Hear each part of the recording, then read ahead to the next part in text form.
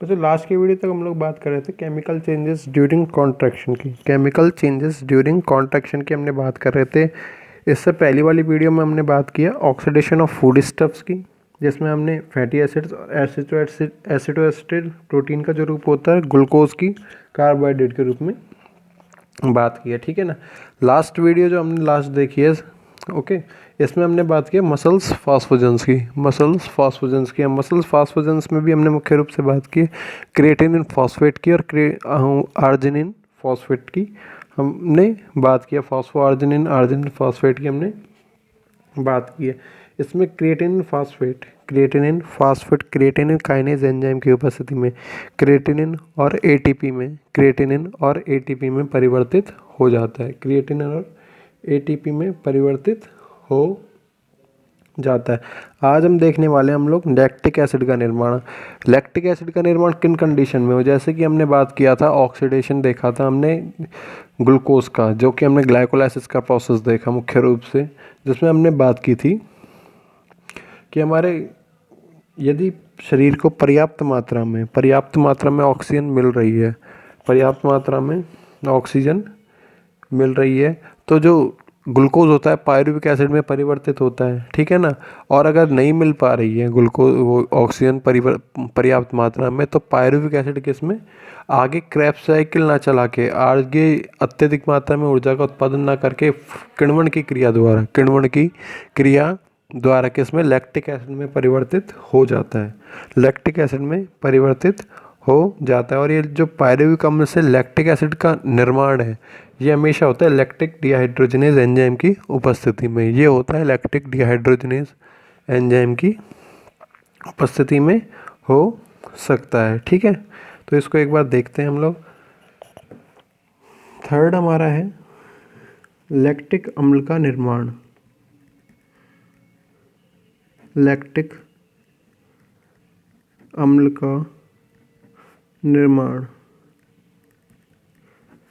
Formation of lactic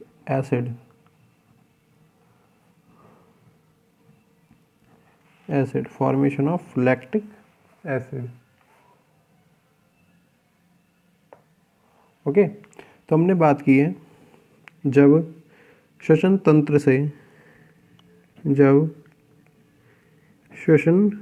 तंत्र respiratory system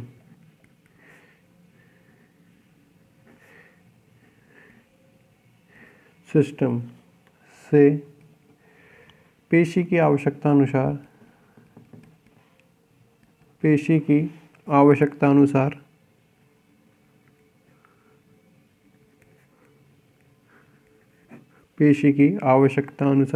पर्याप्त oxygen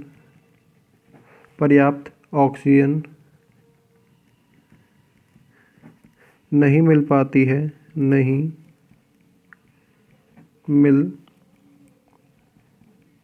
पाती है। ठीक है ना। हमने एक कंडीशन लगाती है, जैसे ही ऑक्सीजन की बॉडी के अंदर क्या हो जाए, कमी हो जाए, तो इन परिस्थितियों में इन दीज कंडीशंस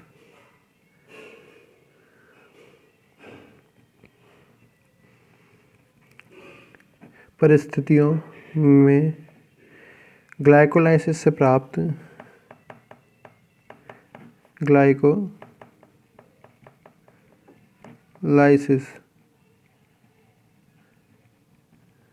ग्लाइकोलाइसिस से प्राप्त पायरुविक अम्ल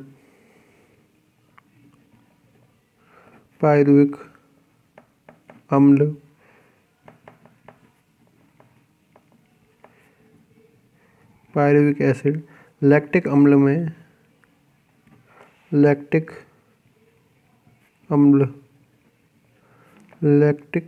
एसिड में परिवर्तित हो जाता है।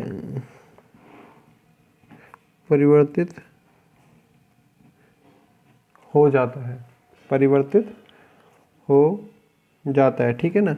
सामान्य पायरुविक अम्ल किसमें सामान्य रूप से यदि पायरुविक अम्ल की बात की जाए ऑक्सीडेशन की, तो पायरुविक अम्ल किस में परिवर्तित होता है? कार्बन डाइऑक्साइड और जल में परिवर्तित होता है, जो कि हम लोग क्रेब्स साइकिल के अंत में देखते हैं जो कि हम लोग क्रेब्स साइकिल के अंत में देखते हैं, या कह सकते हैं ईटीएस के द्वारा, इलेक्ट्रॉन ट्रांसपोर्ट सिस्टम के द्वारा हम क्या देखते हैं? हाफ मॉलिक्यूल किसका निकल के आता है हमारे पास? वाटर का निकल के आता है। ठीक है। सामान्य पायरुविक अम्ल सामान्य रूप से पायरुविक अम्ल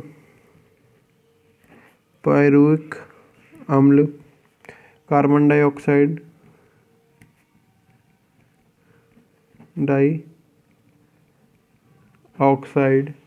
तथा जल में ऑक्सीकृत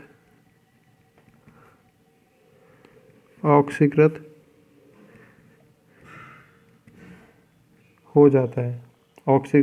जाता है। पायरुविक अम्ल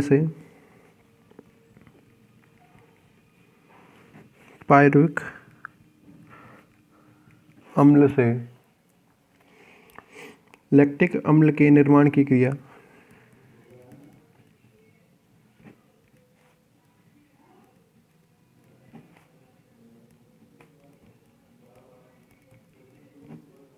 लैक्टिक अम्ल के निर्माण की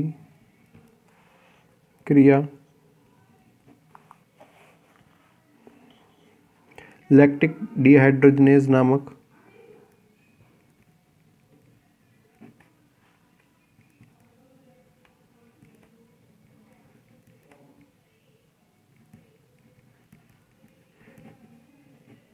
लैक्टिक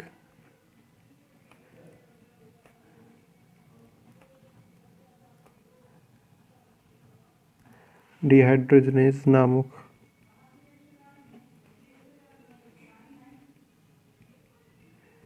एंजाइम की उपस्थिति में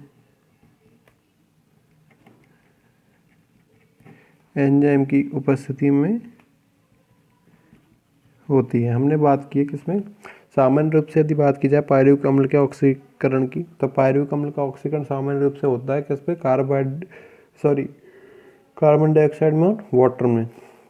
लेकिन यदि लैक्टिक अम्ल का निर्माण हो, जो कि हमने बात की है ऑक्सीजन की कम मात्रा पाई जाए शरीर में यदि, तो लैक्टिक अम्ल का निर्माण होता है पायरुविक अम्ल से किसकी उपस्थिति में? लैक्टिक डिहाइड्रोजनेज एंजाइम की उपस्थिति में। इसको इस प्रकार से भी कर सकते थे हम लोग, पायरुविक एसिड। ठीक है ना। यहाँ पे हो जाता है किसका निर्माण?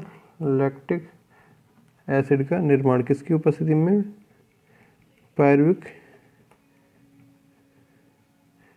डिहाइड्रोजनेज एंजाइम की उपस्थिति में।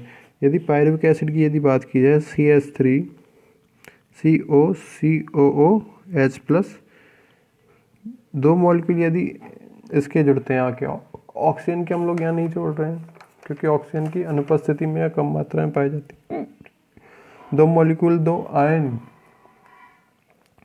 हम लोग का हाइड्रोजन के जोड़ रहे हैं। CH3COOH ये हो जाता है किसका निर्माण? लैक्टिक एसिड का। प्लस में बनता है निकोटिन एमाइड। ठीक है ना। यहाँ हो जाएगा पायरुविक एसिड। यहाँ हो जाएगा किसका? Pyruvic acid. तो इस प्रकार से क्या कह दिया हमने? अब ये जो लैक्टिक एसिड जो होगा, जो हमारी मसल्स के अंदर पाया जाएगा, जो मसल्स फ्लूइड पाया जाएगा, इसमें क्या हो जाएगा? डिफ्यूज़ हो जाएगा। इसी के कारण हम लोग यदि तेज़ भागते हैं या ज़्यादा चलते तो हमारे घुटनों में या जॉइंट्स में पेन होने लगता है, और पेन होने के कारण क्या होता है? लैक्टिक एसिड का जमना क्या होता है? इसका मुख्य रूप से कारण होता है। ठीक है ना। तो हमने बात की लैक्टिक एसिड जो होगा, जो मसल्स फ्लूइड होगा, इसके अंदर डिफ्यूज़ हो जाएगा, और लास्ट में कहाँ चल जाएगा? ये लिवर के अंदर पहुंच जाएगा। लास्ट में कहाँ पे चले जाएगा? ये लिवर के अंदर पहुंच जाएगा। और यदि बात की जाए इसके 80% भाग की, लिवर में पहुंचने के बाद में लैक्टिक एसिड का लगभग 80% भाग किसमें? ग्लाइकोजन के रूप में परिवर्तित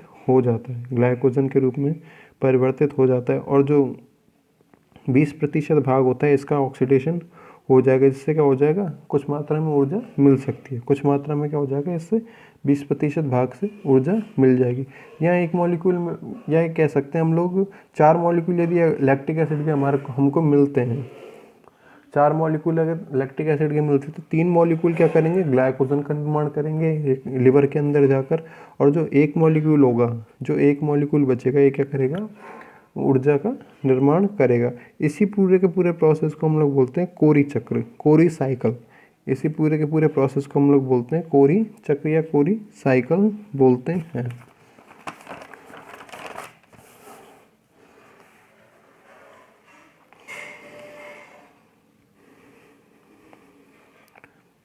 इस प्रकार प्राप्त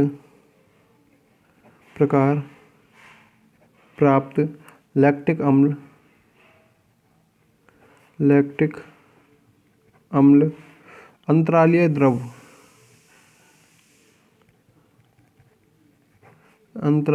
द्रव मसल्स फ्लूइड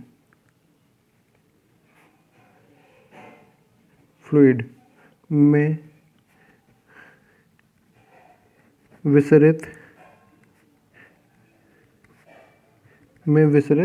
हो जाता है। विसरित का मतलब होता है डिफ्यूज हो जाता है, तो जो तथा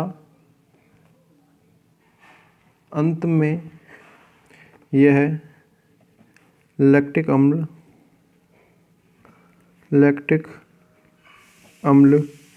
यकृत में, लिवर में पहुंच जाता है। कहाँ पहुंच जाएगा, लिवर में पहुंच जाता है। यहाँ लैक्टिक अम्ल का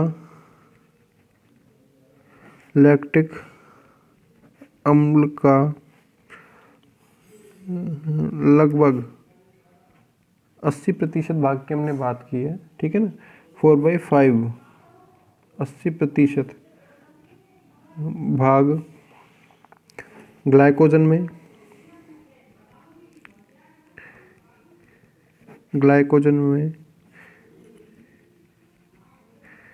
परिवर्तित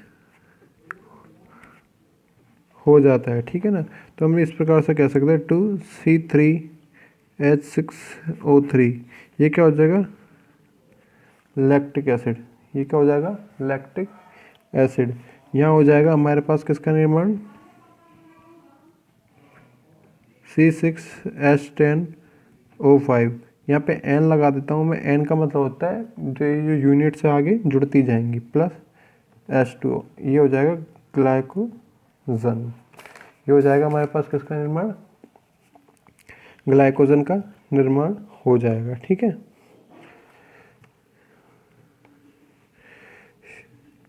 अस्सी प्रतिशत का हमने ग्लाइकोजन में चेंज कर दिया, जो 20% बचा है उससे क्या होगा, ऊर्जा का निर्माण होगा। शेष 1/5 20% भाग का ऑक्सीकरण